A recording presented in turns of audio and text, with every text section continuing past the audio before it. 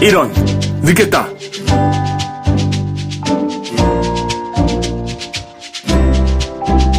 안녕하세요.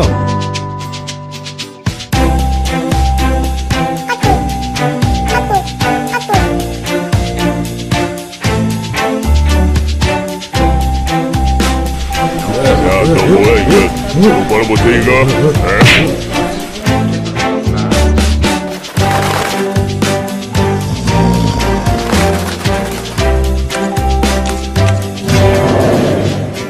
뭐야, 이건 예배가 아니잖아!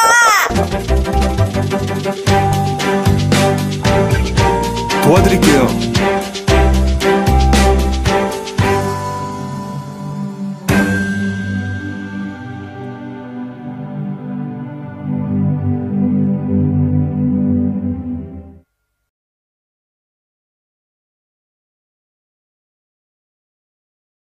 그래서 하여튼 울면서 밖으로 나갔어요. 밖으로 나가서 지금도 이제 그 고압선이 흐르는 그 산꼭대기까지 올라가기 지금도 힘듭니다. 거기를 막 뛰어 올라갔어요. 올라가 보니 숨은 찼지만은 심장은 아주 힘차게 재박동을 하고 있었습니다. 얼마나 충격이었는지 막 울었어요. 뛰어내려오는데 눈들이 이렇게 희끗희끗 있어서 발 잘못 디뎌서 거기서 막 굴렀어요. 굴르면서도 막 좋아서요. 감사합니다, 감사합니다 하고 내려오고, 넘어지면서도 막 감사합니다 하면서 내려왔어요. 저 밑에 동네까지 갔다 오려면 힘듭니다. 거기까지 뛰어갔다 왔어요. 그리고 이제 그 밑에 동네까지 갔다 오면 저 성전 저 뒤가 되는 거예요. 숨을 헐떡거리고 거기서 숨을 헐떡거리고 이제 숨을 진정하고 다시 크리스마스 추리로 들어가려고 하는데, 이제는 귀로다가 들리는 게 아니라 제 마음으로 큰 소리가 들렸어요. 왜냐하면 이제는 아마 그때 제가 북받치는 막 그런 것이 있었을 때 성령님이 내게 오셨던 모양이에요. 저는 확실하게 모르지만 이제 성령님이 구태여 안에서 밖으로 나와서 귀에다 대고 얘기할 필요가 없잖아요. 그냥 안에서 말씀하시면 되잖아요. 그 말씀이 제 마음속에 들어오기 시작을 했어요. 분명한 음성이었어요. 내 종아, 내가 너를 다 보여줬다. 기적을 다 보여줬고 내가 너의 하나님임을 나타냈다. 너는 믿지를 않았다. 자, 이제 내가 마지막으로 네가 가지고 있는 의학적인 지식이 있잖니. 전체 병에 대해서 얼마나 찾아봤겠어요? 어디는 안 가봤겠어요? 네가 알고 있는 내 의학적인 지식, 네가 믿고 있고 네가 공부한 의학적인 지식으로 내가 이제 내게 들어갔다. 이제 믿느니? 이제 믿느냐? 얼마나 울었겠어요, 제가. 얼마나 울었겠어요. 여태까지 내게 오신 그 모든 게 다 하나님이셨더라고요. 왜 나 같은 걸 안 죽여버리셨는지요? 왜 나 같은 걸 그대로, 이 더러운 걸 그대로 보고 있었는지, 얼마나 충격이었는지. 저는 정말로 없는 줄 알았어요. 전 정말로 이 세상에 하나님이 없는 줄 알았어요. 그냥들 교회 다니고 무리져서 다니고 그냥 그렇게 하다가 성질 나면 싸우고요, 마음대로 할 것 하고요, 하고 싶은 말 다 하고요. 저는 그런 줄 알았어요. 우리 아버지도 가짜인 줄 알았어요. 우리 할아버지도 가짜인 줄 알고 왜 저런 인생을 살까? 저는 잘 살았습니다. 우리 아버지를 봐도 참 한심해요. 할아버지를 봐도 한심하고요. 우리 집안 식구는 이렇게 왜 다 한심한 이 사람들밖에 없나? 교회 가자고 하면 억지로 가서 앉아 있었어요. 그러나 전 진짜 믿지는 않았어요. 아무도 몰랐어요.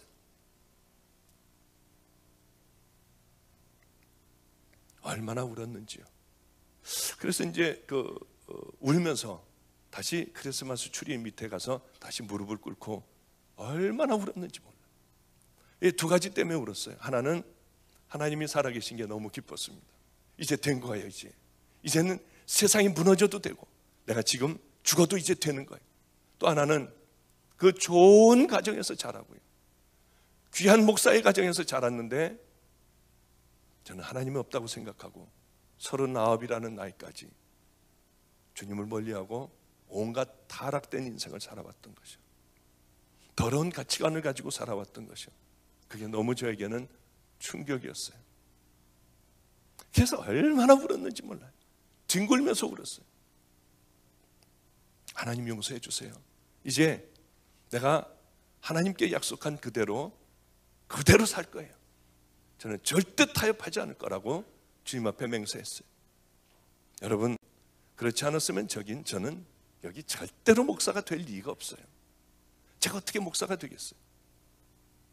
그런 경험이 없으면은 어떻게 제가 이 길로 오겠어요? 편안한 길로 갔든지 하죠.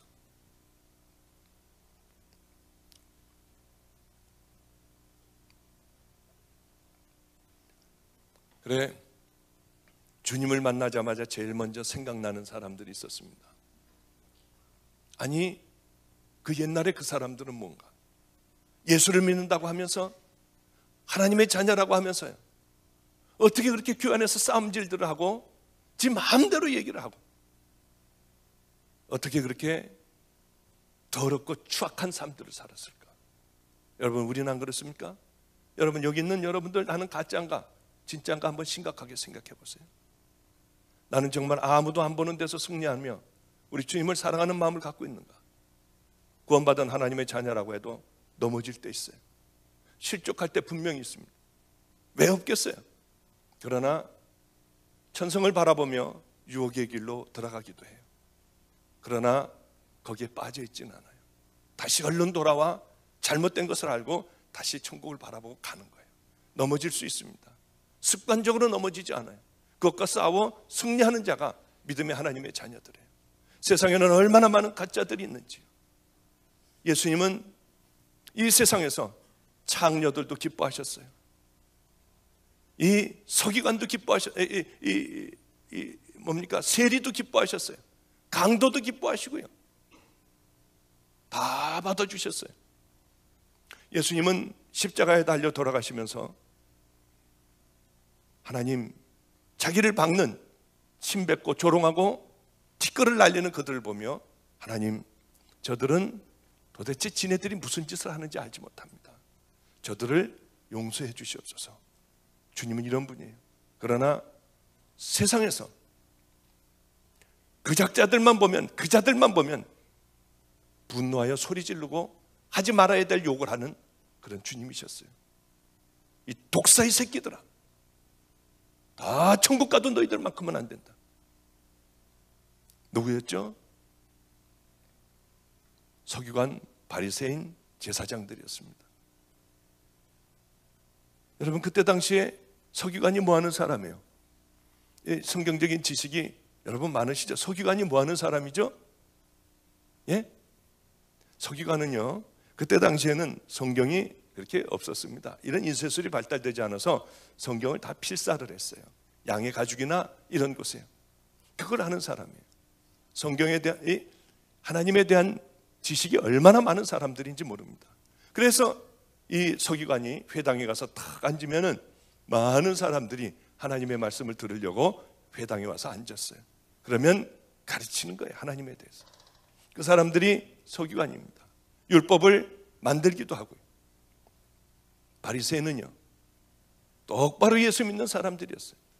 하나님 섬기는 사람이었어요. 11조도 열심히 하고요, 구제도 열심히 하고요, 이 사람들은 금식도 하고요.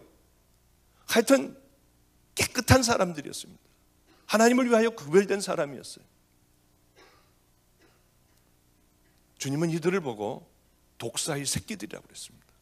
너희들은 회칠한 무덤이라고 했어요. 안에는 썩은 것이 가득한, 그렇고 너희들은 겉에는 하얀 색칠을 했다. 하나님께서 제일 싫어하시는 사람들, 이 세상에서 여러분 죄인이면 괜찮아요. 창녀면 창녀인 채로 나와도 돼요. 강도면 강도인 채로요.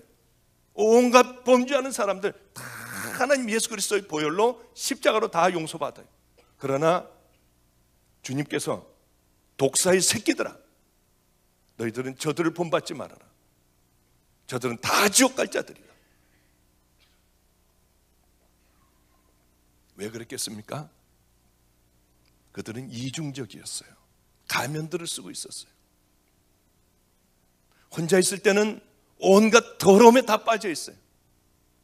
그리고는 사람들 앞에서는 그런 척 하는 거예요. 거짓된 거예요. 이중적인 거예요. 여러분들, 죄인이면 죄인으로 나오시면 돼요. 가면을 절대 쓰면 안 돼요.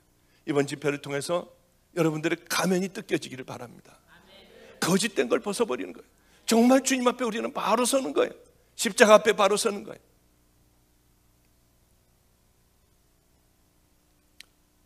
얼마나 충격적이었는지요. 그때 그 사람들은 뭘까? 하나님은 살아계신데 그 사람들은 뭘까? 그러면서 얼른 제 마음에 생각되는 게 있었습니다. 아, 가짜들이 많구나. 정말 하나님을 만나고 바르게 사는 사람들, 진짜는 아주 적구나를 저는 깨달았어요. 성경을 읽기 시작을 했어요. 누가복음 13장 23절에 보면 어떤 사람이 예수님에게 직접적으로 물어봐요. 예수님은 그러셨잖아요. 나더러 주여 주여 하는 자마다 다 천국에 들어갈 것이 아니라고요. 마태복음 7장 21절 한번 보겠습니다.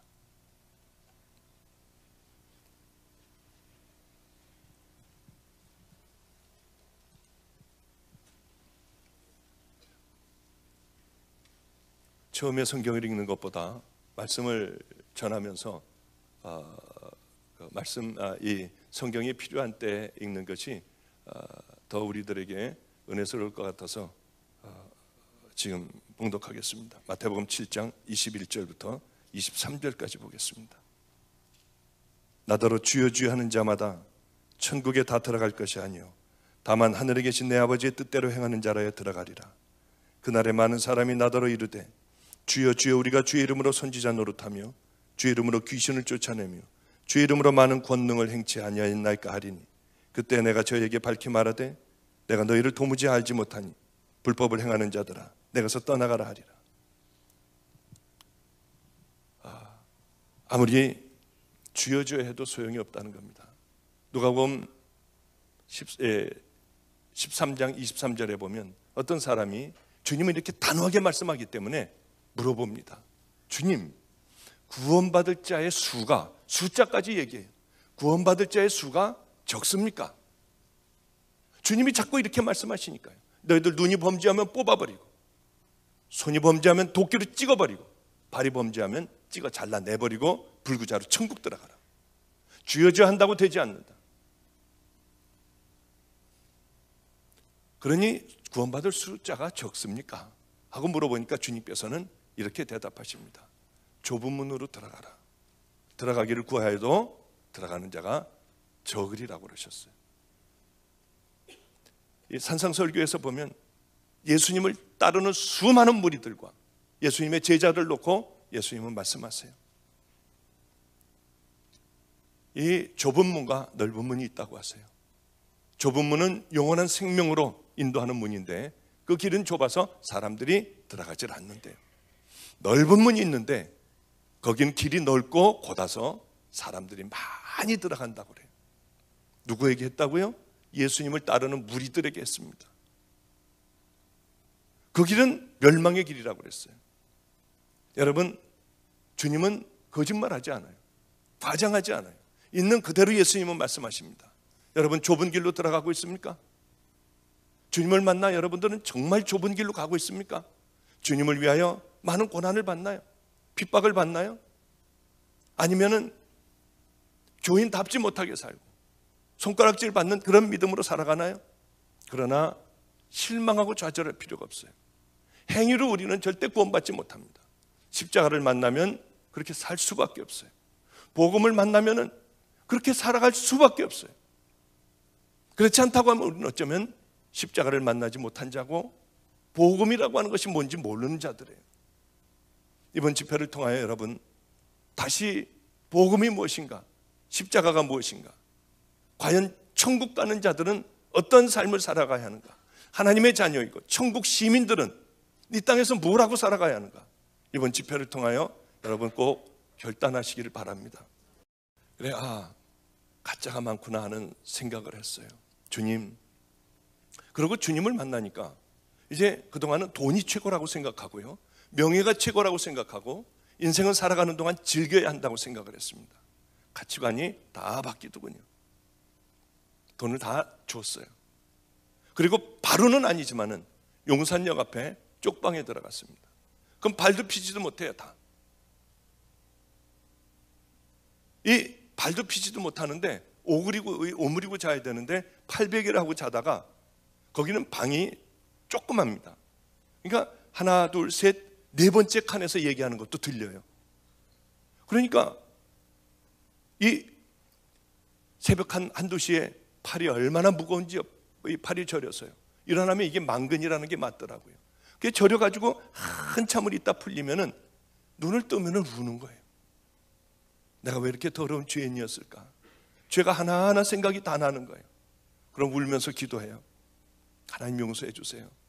하나님 그 죄도 있네요. 이것도 용서해 주시고 저것도 용서해 주세요. 그리고 너무 좋아서 울고요. 그럼 소리가 나니까 옆방에서 저쪽에 들릴 것 같아서 옷을 벗어서요 입에다가 맞고 그렇게 울다가 보면 콘이 치민이 이게 전부 여기에 그렇게 축축하게 젖어 있는 그날들을 늘 그렇게 살았어요. 주님을 만나니까 뭘 좀 드려야겠더라고요. 제일 귀한 걸 드리고 싶더라고요. 그래서 재산도 이제 그렇게 해가지고 다 드리기로 하고요. 또 이제 하나님, 나는 이 의사였는데 이제서부터 시작인데 나 이거 다 버릴게요. 이제 이런 거 안 할게요. 제가 청진기 절대로 안 되고 주사기 안 되고 칼 안 될 거예요. 그리고 하나님이 날 왜 불렀는지 모르지만 실컷 써먹다가 할 일 없으면 저를 버리세요. 그러면 저는 이 청진기에 나중에 수술 도구니 다 집어넣고 세상에서 제일 비참한 것, 하나님께서 세상에서 제일 험하다고 생각하는 그곳으로 저를 보내주세요. 평생 한국에 오지 않고 거기서 살다가 주님 부르시면은 저는 거기로 갈게요. 지금도 역시 동일해요. 지금도 늘 자다가 그때예요. 바로 하나님께서 나를 놔주시는 그날 그 험한 곳에 가서 어쩌면은 먹지 못해서 배가 뚱뚱하게 부르고요. 눈은 크게 떠 있고요. 이 갈비뼈는 잔뜩 들어가 있고요. 무섭고 두려움에 지쳐서 숨을 헐떡이는 그 아이들을 영양제를 주고 붙들어 끌어안고 그냥 불쌍해서 한참을 그냥 울고요. 그러면 거기서 평생을 보내면 얼마나 좋을까? 자다 말고 막 일어나서 좋아서요. 주님, 주님, 주님, 주님. 지금도 그 마음은 조금도 변함없어요. 이제 우리 아이들 누가 마저 키워주고 저를 하나님께서 놔주신다면 저는 그날을 참으로 사모하고 살아가는 그런 사람이에요.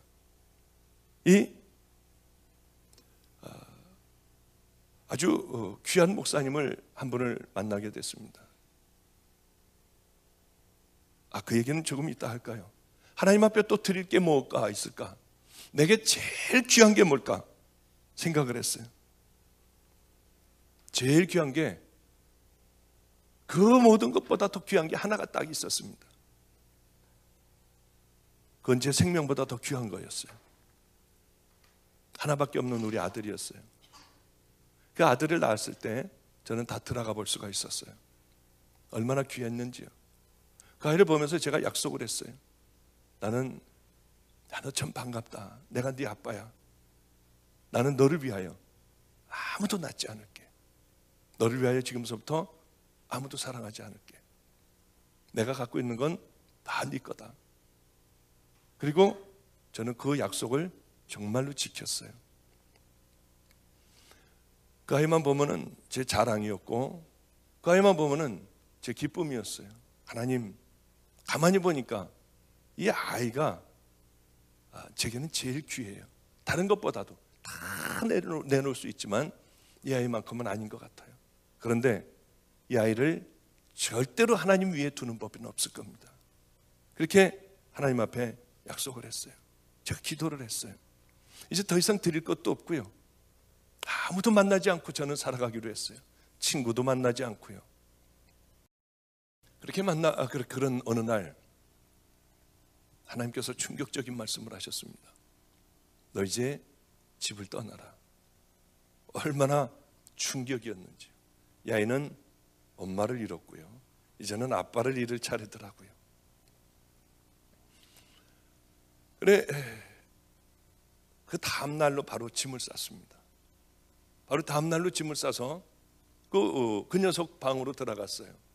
그래, 방으로 들어갔더니 아빠 어디 여행 가세요? 얘는 저를 굉장히 좋아했어요. 늘 제가 책을 읽어줬어요. 가야하고 헤어지기 전날에도 제가 책을 읽어줬어요. 그런데 하나님께서 너는 떠나라고 하는 거예요. 가방을 들고 다 싸가지고 갔더니 아빠 여행 가세요? 저에게 물었어요. 그게 아니야. 걔도 참 내성적인 아이입니다. 어디 가느냐요? 내가 하나님을 만났어. 하나님을 만나서 이제 좋은 목사가 되고 좋은 아빠가 돼가지고 돌아올 거야. 언제냐요? 일주일도 넘네요. 그래서 일주일도 넘을 거야. 그럼 한 달도 넘네요. 한 달도 넘을 거라고 그랬어요. 걔가 초등학교 4학년 때였습니다. 그래, 그러면 아빠 1년도 넘네요. 그러면서 걔가 눈이 크거든요. 그렇게 눈물을 뚝뚝뚝뚝 흘리더라고요. 아마 그럴 수도 있을 거야 했더니 못 간대요. 소리를 지르더라고요. 아이고, 그러고 우는데 한참 괴로웠어요. 너무 괴로웠어요. 그래서 사도신경을 외우면서 집을 애가 악을 쓰는 우는 소리를 뒤로 하고 나왔어요. 얼마나 힘들었는지요. 그래서 이제 차를 타고 도저히 이제 앞을 볼 수도 없고 너무 힘이 들어가지고 차를 한쪽 구덩이에 세워놓고 얼마나 울었는지요. 배 있는 데가 다 젖었어요. 그래 이제 하나님 나는 어디로 가는지도 몰라요. 이 아들을 나는 떠나지만은 제가 있는 것보다 제가 키우는 것보다 이 아이를 하나님 더 잘 키워주세요 하고 저는 떠났어요. 그러고서 이제 그 아이하고 헤어지게 됐습니다. 저는 안성이라고 하는 곳에 그저 척박한 곳에 범죄가 얼마나 많이 일어나는 그 골목길에 돈이 없었기 때문에 남의 집 밑에 층에 조그만 이 개척교회를 하나를 했습니다. 그 녀석은 이제 키가 1m 85가 되고 건장한 청년이 됐어요. 술을 먹으면 저한테 전화를 해요. 아빠 보고 싶어 미치겠어요. 그럼 알아. 그럼 예수 믿으라는 소리 하지 말아요. 예수 믿으라는 소리 하지 말래요. 왜냐하면 그 하나님은 자기가 어떻게 용서하냐요. 자기 용서할 수 없대요, 그 하나님은. 그러니까 절대 예수 믿으라는 소리만큼은 하지 말라고 그래요. 얼마나 괴롭겠어요, 제가. 그래 이제 그래 그러면은 와라. 근데 저는 난로도 못 대고요. 이 애가 오면은 따뜻한 겨울에 보리차 한 컵, 따뜻한 보리차 한 컵, 그거 줄 것도 없었어요. 아무것도 없는 거지였으니까요. 그럼 이 녀석이 문을 열고 이제 밤늦게 제 친구 차를 타고 이제 들어와요. 술 이만큼 취해가지고 그냥 꼭 아무 말도 하지 말래. 꼭 안으면은 이 키가 저보다 훌쩍 큰 녀석이 그렇게 부르르 떨면서 울어요. 그러다가 한참 있다가 됐어요 하고 나가버리면은 얼마나 속이 상한지요. 그럼 이 녀석이 절로 내려가면 얼른 이쪽에 가서 문을 열고 조금 열고 그 녀석을 봐요. 저쪽으로 돌아가는 거 보면 저쪽으로 달려가서 또 문을 열고 보고요. 그러면 가가지고 이제 차를 타고 이렇게 뒷모습을 가는 모습을 보면 얼마나 힘든지요.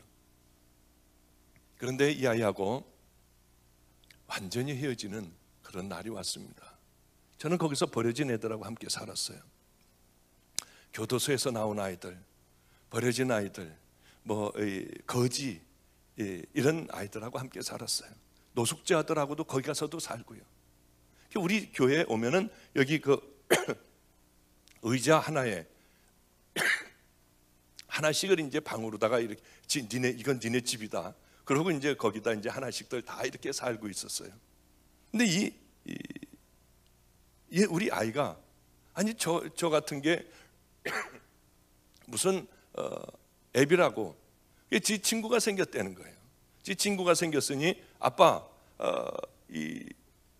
가가지고 아빠 인사를 할게요. 그리고 그럼 와라. 우린 그때 하루 반인가 아마 하루인가 그렇게 굶고 있었을 때였어요. 그 아이가 자기 여자친구하고 케이크를 사왔습니다. 케이크를 사왔는데 우리 애들에게 부탁을 했어요. 니네들 땅바닥에다 침 뱉든지 욕하든지 그런 거 하지 말아라.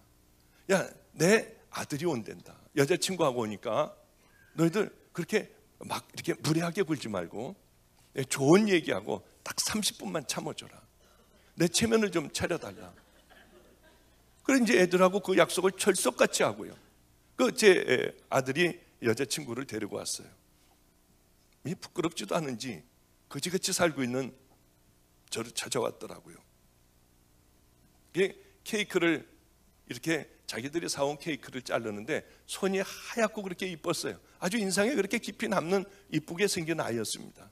케이크를 자르더니 한쪽을 주면서 아버님 잡수시라고 하는데 얼마나 눈물이 나는지요.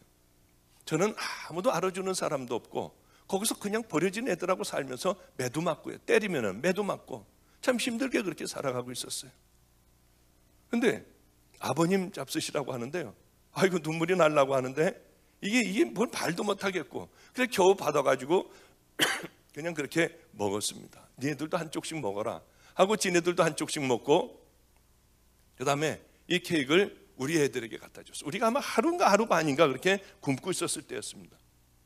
얘네들이 배가 고프니까 그걸 막 먹기 시작을 했어요. 그냥 하나가 넣으니까 뺏길까봐 지네들도 막 손으로 막 먹고 하면서 이거 얼굴에 묻고 하니까 낄낄거리고 그러면서 약속했던 게 다 없어져 버리고요. 이게 지네들로 다시 돌아가가지고 뭐 난리 법석들이 난 거예요.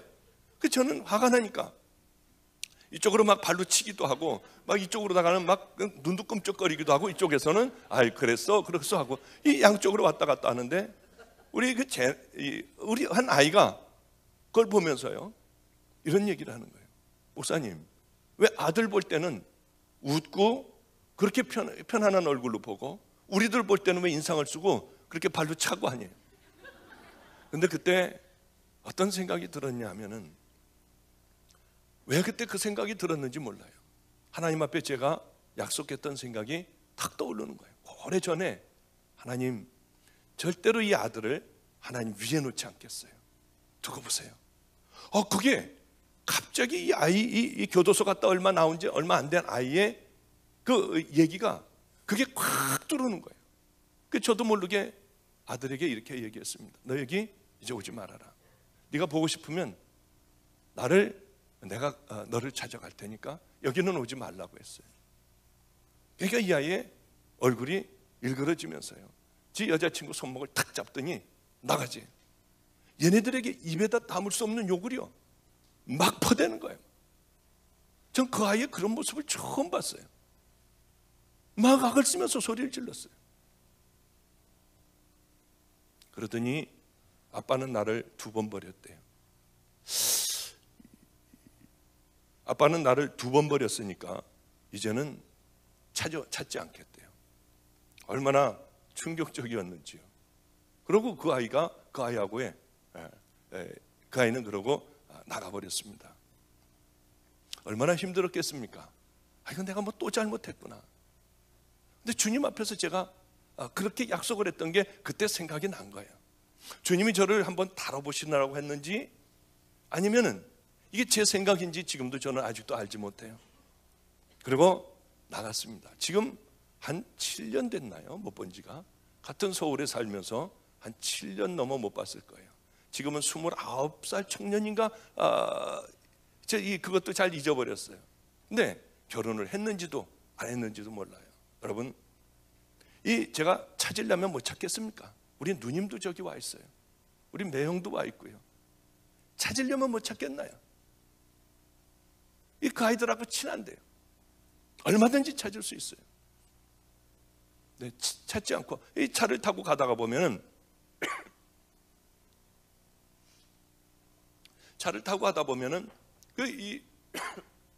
죄송합니다. 키가 큰 녀석이 하나가 지나가요. 그럼 가슴이 뛰기 시작을 해요. 그 녀석인가? 어쩌면 저렇게 닮았지 하고 앞으로 가보면 다른 얼굴이에요. 아니구나. 그때 또 잠 못 자요. 우리 애들은 정말 이제 성자같이 자랐어요. 그 아이들은요, 학교 가다가 서대문에서 신발 벗고 있는 거지가 있으면은요, 대학생들이에요, 얘네들은요. 그 자리에서 신발을 벗어요.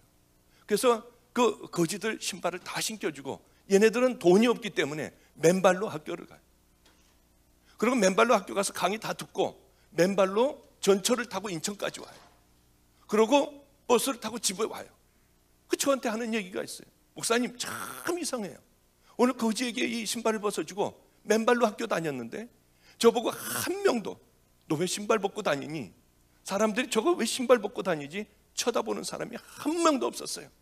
야, 그 주님이 했다. 그지? 우리 감사기도 하자. 이 아이들을 보면 어떤 경우는 화가 나요. 아니, 우리 아들이 저 모습이 돼야 되는데 얘는 아직도 예수를 안 믿는 거예요. 제가 주님을 만나자마자 우리 아들을 먼저 물어봤어요. 주님, 우리 아들은 뭐가 되나요? 여지없이 우리 집안은 다 목사 집안이에요. 내 종이다. 내가 꼭 필요할 때 부르리라. 주님께서 그러셨어요. 그게 한 번도 저는 우리 아들에 대하여 그 기도를 늘 하죠. 하나님 언제예요? 하나님 언제예요? 그러나 제 기도의 제목은 항상 동일해요. 하나님, 이 아이가 주님을 만나는 그날이 있을 거예요. 주님을 만나는 그날에 이 아이는 세계에서 가장 위대한 목사가 되고 제일 큰 교회를 하고 수많은 영혼을 구원하게 해주세요. 세계를 다니게. 전 그런 기도 한 번도 해본 적도 없어요. 저는 하나님을 알아요. 제가 만난 그 하나님을 알아요. 하나님, 정말 이 아이가 이제 주의 종이 될 때 하나님 큰 교회 하지 않게 해주세요. 가난한 노숙자에게 내려가게 해주세요. 평생을 하나님 노숙자를 붙들고 사역하는 그 아이가 되게 해주세요. 저는 이 기도 빼먹은 적이 없어요. 한 번도 이 기도 안 해본 적이 없어요. 주님 만나는 그날에 서울여감 노숙자에게 가게 해주세요. 어느 날 추운 겨울날에 어쩌면 노숙자들에게 복음을 전하고 먹을 것을 주고 떨고 있는 그 노숙자를 보고 옷을 벗어주고 꼭 끌어안아줘서 아마 추운 겨울날 어쩌면 하늘나라에 갈 수 있게 하나님 그 종이 꼭 되게 해주세요. 저는 이 기도를 한 번도 안 해본 적이 없어요. 왜냐하면 하늘나라에 대해서 아니까요. 하나님에 대해서 아니까요. 사람들은 참 바보 같아요. 이 세상에서 가지려고만 해요. 커지려고만 해요. 높아지려고만 하더라고요. 그건 하나님하고 상관이 없어요. 여러분, 이 교회도 커지지 않길 바라요. 들어와 있는 사람들 전부 구원시키길 바라요. 바르게 쓰고 정말 좁은 길로 들어가고 주님의 말씀과 뜻대로 살아가는 그 믿음의 자녀들이요. 세상에 손가락질 받는 자들이 아니라 세상에 빛과 소금이 되는 그런 자들이요. 여러분, 그런 자들이 다 되길 바랍니다. 그런데 왜 그렇게 어려운지요? 똑바로 주님 말씀대로 살아간다는 게 얼마나 힘들고 어려운지 모르겠더라고요. 그 길은 좁은 길이에요. 그 길은 선지자 노릇해서 가는 길이 아니에요. 권능을 행하고 귀신을 쫓아냈다고 해서 가는 길이 아니에요. 이 목사 노릇해서도 갈 수 없습니다. 집사, 권사, 장로 노릇해서도 절대로 갈 수 없어요. 이 많은 사람들을 고쳐도 소용없어요. 저는 우리 감리교회 MMTC라고 있습니다. 그것은 감리교 선교사 훈련하는 곳이에요. 1년에 2번은 제가 거기 가서 리트릿을 합니다. 한 번 가면 5시간씩 이렇게 한 번에 이렇게 해요. 선교사로 나가는 그 사람들이기 때문에 제가 유일하게 예언을 하는 곳입니다. 하나님이 말씀하시는 그대로 그 많은 선교사들에게 제가 마지막으로 예언을 해주고 그 사역을 끌고 그렇게 하는 곳이에요. 그곳에서 저를 제일 험한 곳으로 선교지를 보내줍니다. 카자흐스탄에 갈보리 교회인가 주님의 교회인가 김영준 목사님이라는 분이 계세요. 그 교회 갔었습니다. 소문이 잘못 나가지고 온갖 병자들이 300km, 400km 되는 데서 몰려들었어요. 그랬는데 거기서 회개의 역사가 일어나기 시작을 했습니다. 거기는 모슬렘들이에요. 다 모슬렘들이에요. 그래, 한번 모슬렘들 한번 와봐라. 하나님이 살아계신 것을 와봐라. 그런데 저는 그런 능력이 없는 사람이에요. 거기서 막 과대 선전을 했어요. 300km 되는 데서도 오고 하여튼 수도 없이 많이 왔어요. 다 병자들로 가득 찼어요. 여기서 치유의 역사가 일어나지 않으면 큰일 난다는 거예요. 저는 뭐 해봤어야죠, 그런 것을요. 누군 안 하고 싶나요? 그거 다 하고 싶지. 했는데 안 되더라고요. 김영준 목사님이 저에게 그랬어요. 이러면 안 된대요. 누구는 안 하고 싶나요? 얼마나 망신을 당했는지 몰라요. 첫날이요. 이렇게 하시면 곤란하대요. 나는 고친다고 얘기도 안 했고 아무 얘기도 안 했는데 하여튼 얼굴이 빨개지고요. 저는 가슴이 좀 마음이 작은 사람이라서 뒤척뒤척거렸어요. 주님 어떻게 해요? 성령님 어떻게 해요? 저는 다시는 이제 사람들 손 대고 기도 안 하겠어요.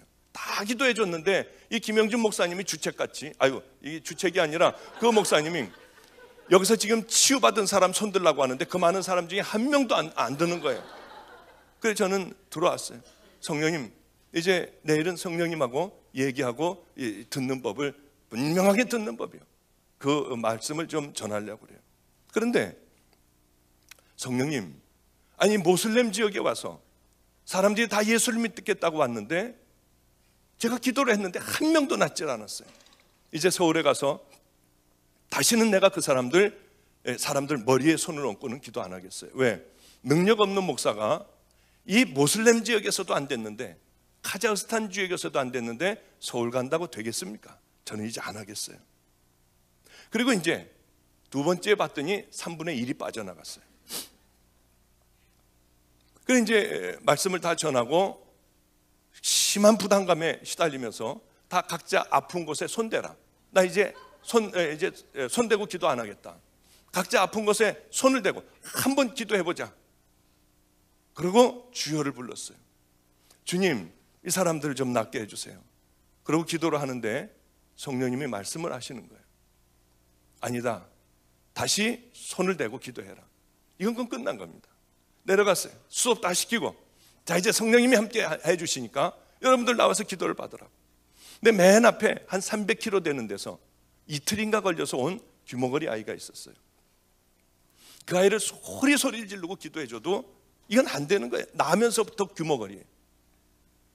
그래서 이제 두 번째 날에 가서 자신 있게 성령님이 해준다고 했으니까요, 통성기도 시키고 기도받을 사람 나오라고 그랬더니 첫날에는 막 뛰어나오고 난리법석이 나는 사람이 천천히들 걸어 나와요.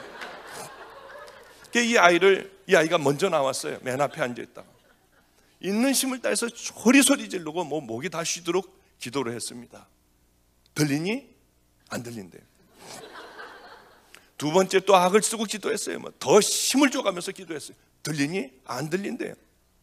갈보리 교회군요. 갈보리 교회 김영준 목사님 그 교회입니다. 세 번째로 다 있는 힘을 다해서 기도를 했는데 이제 이 사람들 기도해 줄 힘도 없고 진이 다 빠졌어요. 들리니? 안 들린다는 거예요. 그래서 또 틀렸구나, 내가 또 잘못 들었구나 하고 이제 저는 올라오려고 하는데 손가락을 귀에 넣어라.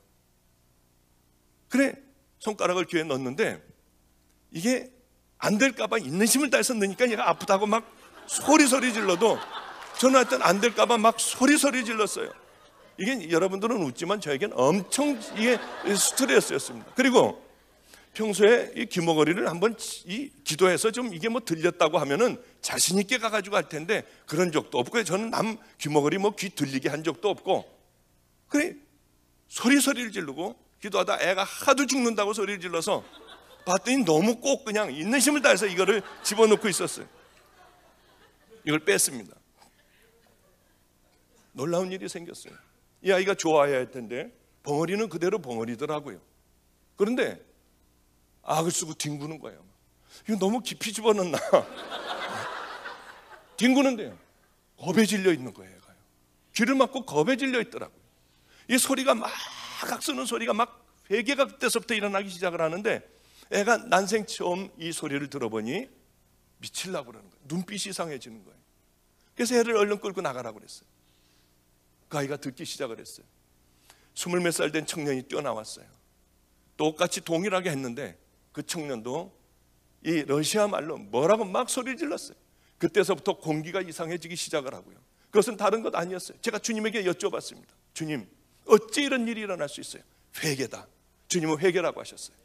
회개 없이는 여러분 천국 갈 수도 없고, 회개 없이는 여러분 아무것도 이루어지지 않아요. 장님이 하나가, 수도 없는 많은 사람들 가운데 장님이 이렇게 하고 나왔어요. 누구 손에 의지하여. 저도 참 무식한 목사죠. 믿음도 없는 목사죠. 저 사람 왜 또 나와? 이면 장님은 귀머거리는 됐지만 장님도 저는 한 번도 해본 적이 없고, 이게 제가 믿음이 있어야지, 야 그래 주님이 해주시는구나 주여 하고 할 텐데 그 믿음이 없는 거예요. 저는 원래 마음이 작은 사람이에요. 그 믿음도 없는 거예요. 저 사람 나와서 안 되면 어떡하지? 이 믿음이었는데 저는 그걸 깨달았습니다. 목사는 아무것도 아니라는 거죠. 누구의 믿음이 중요하냐? 받는 자의 믿음이 중요한 거예요. 소리를 지르면서 나왔어요. 뭐라고 러시아 말로 막 소리를 지르면서 나왔어요. 믿음 없이 저는 손을 댔어요. 그때 놀라운 일이 일어났습니다. 이 여자가 악을 쓰고 소리를 지르는 거예요. 꼭 미친 여자들 같았어요. 그러면서 성령님이 임재하기 시작을 하는데요. 저도 처음 봤습니다. 갈보리 교회 김영준 목사님 댁에 가서 처음 봤어요. 다 치유가 되는 거예요. 막 그때서부터 막 이렇게 된 사람이 풀어지기 시작을 하고, 하여튼 악을 쓰는 그 현장이 되어버렸어요. 얼마나 제 스스로도 충격적이었는지요. 그래, 그때 우리 교회에 후두암과 간암 환자가 있었습니다. 얼마나 그 밤이 좋았는지요.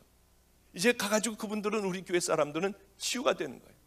그 사람들 제가 밤낮 붙잡고, 하나님이 간암을 날 주세요, 하나님 꼭 날 주세요, 이 후두암을 날 달라고 그렇게 기도했는데도 이 사람들이 낫질 않는 거예요. 이제는 된 거예요. 이제는. 그래서 정말 딴 생각, 이 스튜어디스 다리도 쳐다보지도 않고, 하여튼 들어가면서부터 정말 청결한 마음으로요, 또 정말 정결한 마음으로 이렇게 한국에 왔어요. 왜냐하면 오직 그 생각밖에는 없었어요. 우리 교인 이 간암하고 후두암하고요, 할아버지 후두암. 많이 뛰어다니지도 않고 하여튼 조심조심 와가지고 그분들 오라고 그랬어요. 두 분 아주 자신 있게 오라고 그랬어요. 그래서 이제 같이 막 찬양도 하고요, 막 사도신경도 외우고요. 당신들 틀림없이 난다, 두고 봐라, 내가 장담한다, 이 수도 없는 역사가 일어났고, 이제 내가 이제 그걸 갖고 왔으니까 당신들 염려하지 말아라. 그러고 열심히 기도해 줬어요. 뭐 당연히 낫는 것 아닙니까? 근데 그분들 다 돌아가셨어요. 다 안 되더라고요. 그게 거기서는 됐는데 여기서는 안 되더라고요. 이분들이 믿지를 않아서 그래요. 하여튼 왜 이렇게 길게 얘기를 했느냐면, 주여 주여 하고요, 능력을 베풀어도 우리가 하나님의 뜻대로 살지 않으면 그것은 구원받은 자녀가 아니라고 하는 것이죠. 하나님의 자녀이면, 십자가를 만난 자들이면 그렇게 살지 않을 수가 없다고 하는 거예요. 제가 만난 그 하나님은 그렇게 살지 않을 수가 없어요. 십자가를 만난 하나님의 자녀들이 어떻게 더럽게 살겠습니까? 어떻게 탐욕스럽게 살겠어요? 주님을 만나면 더 낮은 곳으로 내려가잖아요. 주님을 만나면 더 나를 십자가에 매일 못 박지 않습니까? 일부러 좁은 길로 내려가잖아요. 왜냐하면 하늘의 비밀을 알기 때문에 전 우리 아들에 대하여 그렇게 기도해요. 세상에 큰 교회를 하는 그 아들을 원하지, 누가 노숙자에게 가서 그 사역을 평생 하다가 주님 앞에 가는 사역을 원하겠습니까? 그 다리 잘라진 그분이요, 저에게 돌아가시기 한 달이 좀 넘을, 한 40일 정도 됐을 거예요. 40일 전에 멀쩡하던 분이었어요. 그때 50대 초반이었습니다. 자기가 이제 한 달 후에 죽는다는 거예요. 한 달 후에 죽는데 그날 눈이 엄청나게 올 거라는 겁니다. 그래, 이 양반이 뭐 또 이상한 소리를 하나. 근데 이분이 제가 그분은 항상 천국을 갔다 왔어요, 기도하면. 그래 제가 늘 이걸 꼭 물어봐 달라, 이걸 꼭 물어봐 달라 하는데 한 번도 그 대답을 갖고 온 적이 없어요. 아예 기도하는 곳에 거기다 제가 크게 제목을 써놨습니다. 항상 이 제목을 보면서 기도하다가 천국 가면은 그걸 주님에게 꼭 물어봐라. 왜 자꾸 그냥 오느냐. 그랬는데 가면은 잊어버린다는 거예요. 그게 생각이 안 난다는 거예요. 그래서 늘 제게 가장 궁금했던 답을 한 번도 갖고 온 적이 없어요. 몇 년 동안에요. 그날은 절 보고 안성구 휴게소 있는 데로 나오라고 그랬어요. 애들을 다 데리고 나오라고 그래요. 가난하게 살던 때였어요. 먹을 게 없는 때였어요. 그 아이들을 데리고 이제 그 휴게소로 갔습니다. 우리 아이들에게 휴게소에서 마음껏 먹게 해주더라고요. 자기는 이제 한 달 후에 하나님께서 부르시기로 했대요. 근데 죽게 돼 있대요. 눈 오는 이날 자기는 간대요. 저는 좀 믿어지지가 않았어요. 나를 똑바로 세우기 위해 저러나, 그분도 저를 버렸어요. 하나님께서 절대로 저를 도와주지 말라고 해서 버렸어요. 이제 하늘나라에 자기가 가게 됐대요.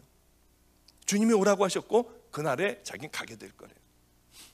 그러면서 그동안 제가 늘 물어보고 싶었던 그 대답을 몽땅 다 그날 해줬어요. 잠깐의 만남을 통하여 다 해주고 갔어요. 해답을 다 주고 갔어요. 그것은 어떤 것이었냐면 천국에를 가게 됐답니다. 천국에 가면 자기 그 다리가 생긴대요. 주님하고 함께 걸음을 걷고 있는데 좋은 집이 하나가 있고 그 의자에는 아주 귀한 그런 빛이 흘러나오고 있었답니다. 주님, 저 의자와 저 집은 누구 것입니까? 하고 주님에게 여쭤봤대요. 혹시 내 것이 아닌가? 하고 물어봤답니다. 그랬더니 너희 나라에 사는 내 종이다. 보고 싶으냐? 그래서 보고 싶다고 했더니 보여주시는데 보니까 우리나라의 어떤 섬이더래요. 섬인데 그저 한 10대 가구 정도 사는 그런 작은 외딴 섬이었답니다. 그 섬을 보여주는데 이 허름한 부르짖은 그런 교회에 어느 할아버지 하나가 이렇게 쓸고 있더래요. 바로 저 종이다. 아니, 세상에는 이 우리나라에도 얼마나 큰 종들이 많고 얼마나 수도 없는 교인들을 가지고 있는 그 많은 종들이 있는데 하나님, 어떻게 저 사람이에요? 이 섬에 있는 어떻게 저 사람이에요? 그랬더니 저 종은 젊어서 이 섬으로 들어왔다. 그런데 이 10대 명 되는 양을 데리고 목회를 하다가 내가 여기서 이렇게 목회를 해서는 안 되지.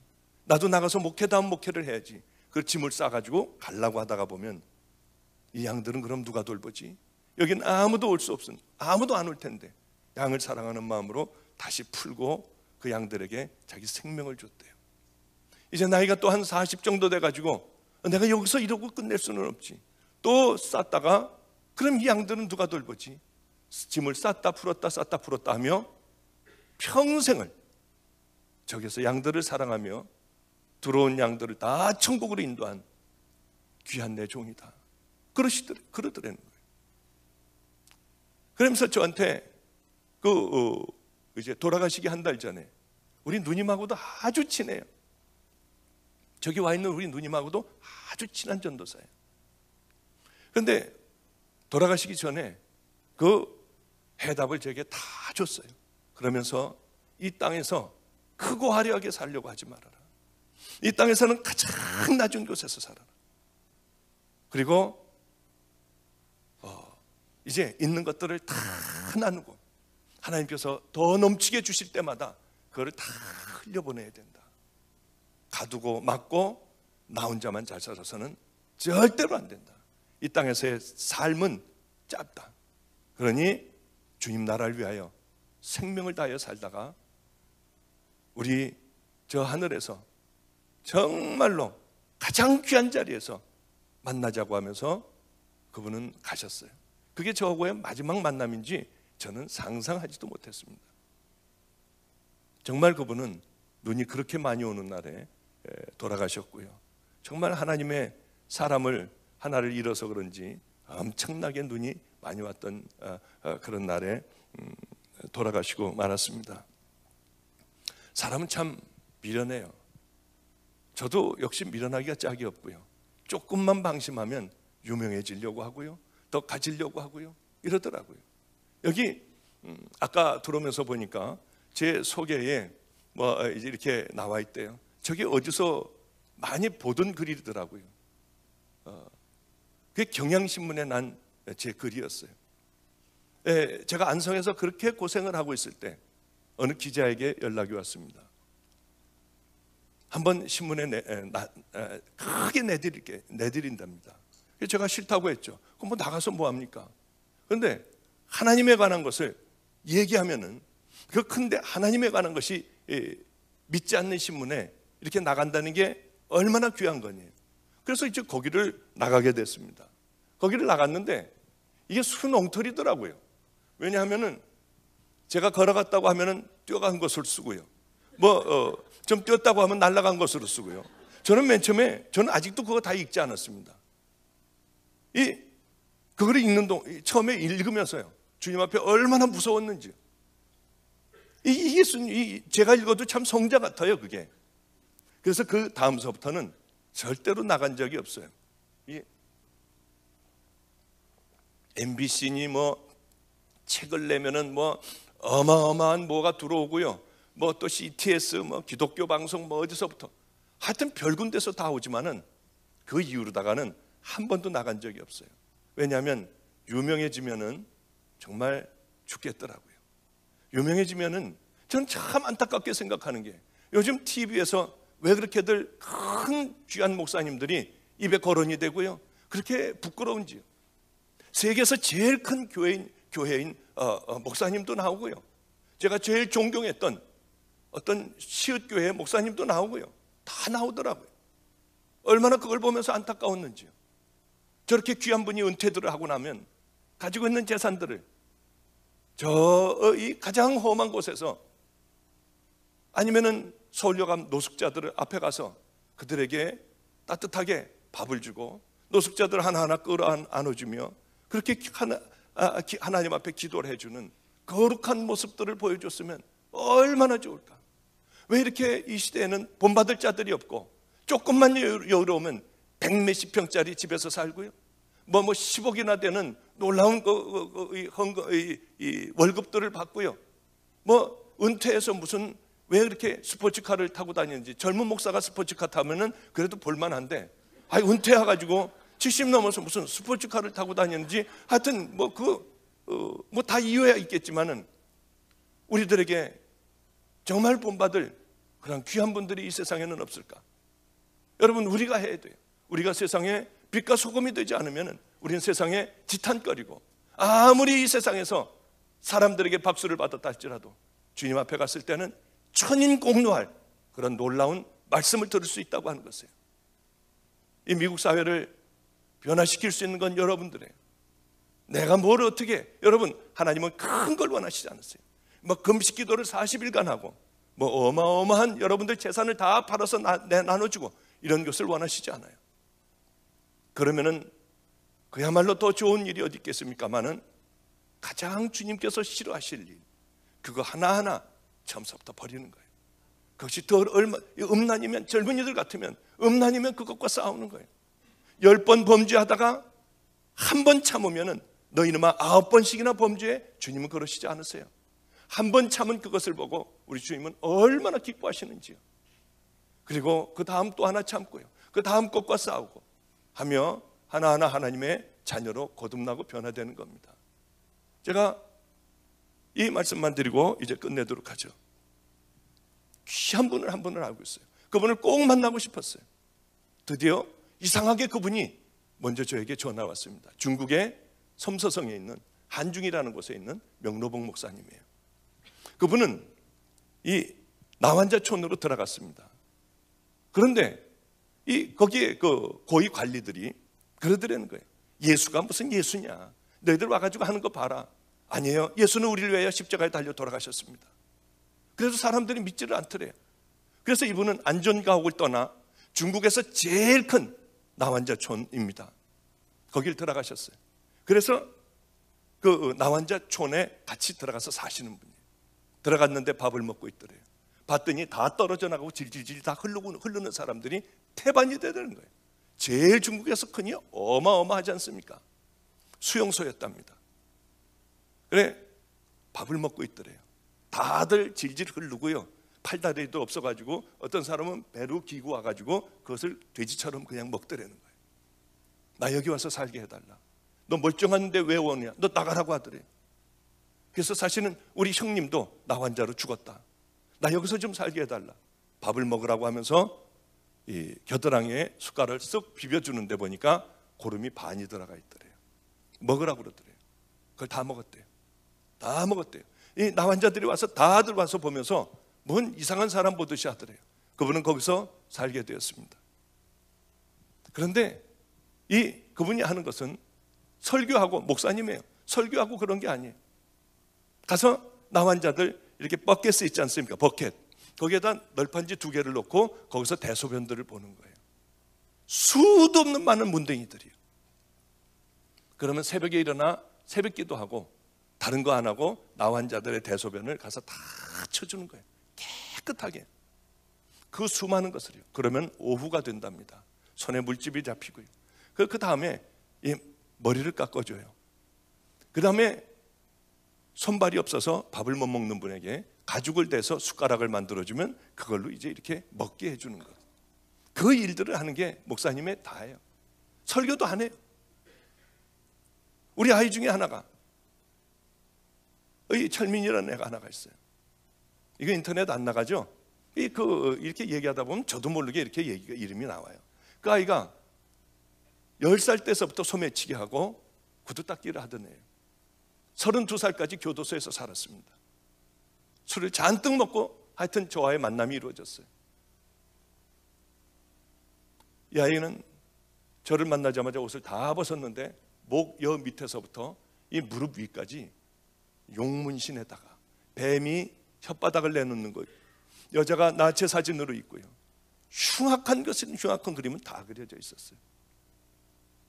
그 아이가 나를 좀 보래요. 자기는 평생을 이렇게 살아왔대요. 교도소에서 살아왔고 알코올 중독자고 약물 중독자래요. 그 아이는 저와 만났고 우리 가족이 됐어요. 그 아이는 성자로 변해갔습니다. 딴 아이로 변해갔어요. 얼굴도 성자같이 변했어요. 얼마나 놀라웠는지요. 얘가 십자가를 만난 거예요. 얘가 복음을 정말 한 거예요. 여러분, 세상의 양아치들과 교도소에서 다니는 애들도 복음을 만나 가치관과 모든 삶과 생각이 변화돼요. 여러분들은 어떻습니까? 정말 변화됐나요? 정말 그 십자가를 만났습니까? 그 복음을 정말 만났나요? 그렇다면 여러분들의 가치관은 다 변화되어 있어야 하고 예전에 살던 삶에서 벗어나야 될 겁니다. 이 아이는 그렇게 만나게 됐어요. 이 아이의 소원은 세상에서 가장 밑바닥에 내려가 이제 주님을 섬기는 것이었습니다. 그래 이 명목사님을 만나게 됐고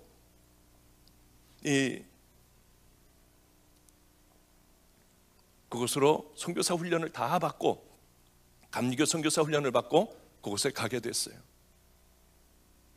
아무도 거기 들어온 사람이 없대요. 유명한 어떤 그분도 거기 못 들어와 봤대요. 처음이라고 그러더래요. 근데 이 아이도 들어가자마자 그 질질 흐르는 나환자들을 다 끌어안고요, 악수하고 이 목사님이 하던 그 일들을 하기 시작을 했어요. 이 아이가 얘기하는데 충격이었습니다.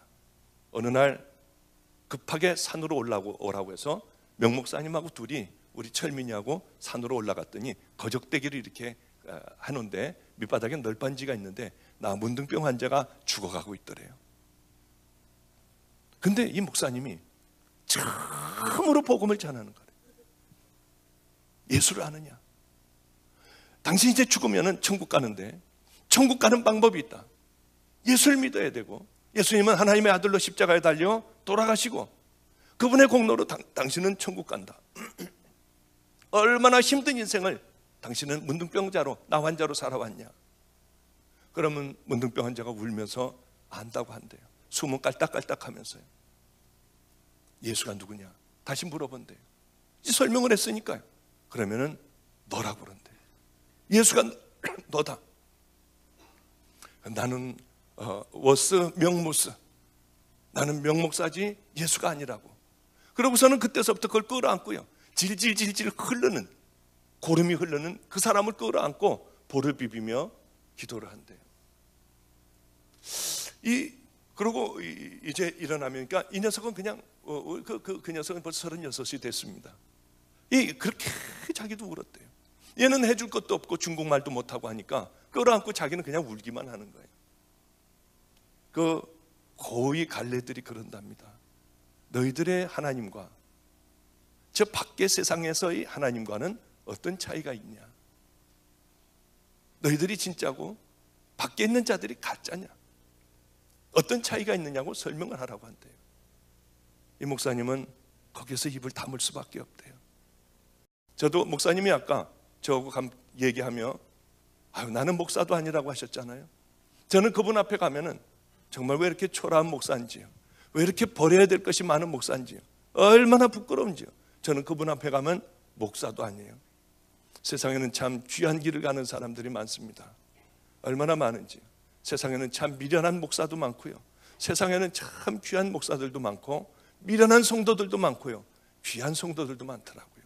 이번 집회를 통해서 여러분 좁은 길로 가길 바랍니다. 큰 것을 원하시지 않아요. 작은 것으로 여러분들 버릴 것을 버리고 주님을 더 사랑하는 마음 갖고요. 꼭 승리하는 여러분들 되시기 바랍니다.